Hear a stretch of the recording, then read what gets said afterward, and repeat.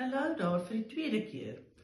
Ek vertel julle graag iets meer oor die grafdigter en waarom ek dit geskryf het. Ek het nogal 'n beheptheid met Russiese skrywers se werk, veral Anton Chekhov se dramas en kortverhale en Anna Akhmatova se gedigte. Russiese literatuur is gelyktydig vreemd en bekend, want soos die Afrikaanse letterkunde ondersoek dit dikwels die kortstondigheid van die lewe, die kompleksiteit van 'n menslike bestaan en van die mens se siege, die lyding en vreugde van 'n lewe. Dit is wat ek met die grafdigter wou bereik, om die mens se hinkering na skoonheid in vervallendheid te verbeeld, as ook hoe nou verweef die dood met die lewe is.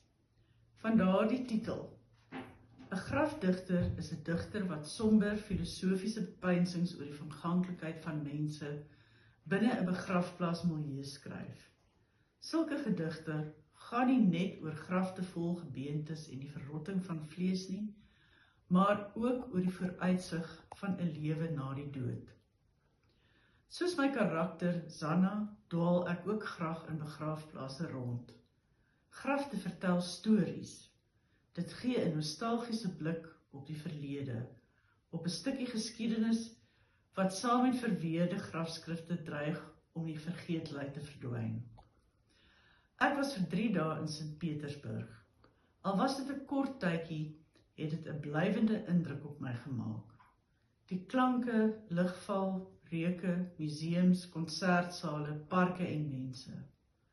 Die Moska wat ek in my roman geskep het ek meestal afgekyk by Peter Pomerantsev se Nothing is True and Everything is Possible, Adventures in Modern Russia, wat in 2015 gepubliseer is. Ek was nog nooit self in Moskou nie. Van die oomblik toe ek soontoe wou gaan, het die oorlog tussen Rusland en Oekraïne begin. Tydens die apartheidsjare en die tyd van die rooi gevaar, kon my een oom Radio Moskou op sy radio opvang, in hulle huis in Pretoria. Ek vermoed hy en my pa wou 'n bietjie spioneer op wat agter die ystergordyn aan die gang was. Natuurlik kon niemand 'n woord daarvan verstaan nie, maar toe een aand speel daar hierdie lieflike stuk musiek, wat ek jare later weer kon opspoor.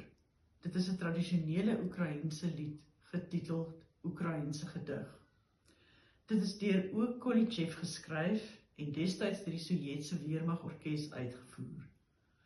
Dit het dadelik met my geresoneer. Wanneer jy daarna luister, sien jy die steppe, berge, bevrore mere voor jou. En dit was die oorspronklike vonk van die grafdigter. So is iets wat al baie lank al by my spook. Omdat onderdrukte trauma een van die hooftemas van die grafdigter is, gaan dit oor verskillende soorte leuns wat mense hulle self ter wille van oorlewing vertel. Mila se vriendin Zanna merk op dat selfbeskermingsmeganismes soos ontkenning, repressie, projeksie en verplasing blote liegstories is waarvan jy jouself oortuig. Elke karakter in hierdie roman klou vir selfbehoud vas aan 'n leuen. Martin Joubert ontken sy oorlogtrauma. Mila dwing haarself om haar ouma se leuns te glo. Babusha hou haar blind vir die Oekraïense oorlog en Zanna gee nooit erkenning aan haar eie kindertrauma nie. Verskeie hoofstukke in die grafdigter word uit 'n kind se oogpunt vertel. 'n Kind met 'n sterk verbeelding. Daarom vervaag die grens tussen realiteit en fiksie. Dit gaan ook daaroor in die grafdigter dat almal 'n gebeurtenis op 'n unieke manier ervaar. Daar is altyd meer as net een weergawe van die waarheid. Met die grafdigter wou ek ook 'n boodskap oor oorlog by die leser tuisbring. Dit is iets wat 'n mens ontmens. Het sy dit apartheid, die Tweede Wêreldoorlog, die Grensoorlog, die Oekraïense oorlog of die huidige oorlog is, wat op die oomblik woed in die wêreld. Hierdie idee wou ek by die leser tuisbring, die vernietigende impak en trauma wat oorlog, wat nog vir dekades lank van geslag tot geslag oorgedra word. Baie dankie vir hierdie geleentheid julle en totsiens.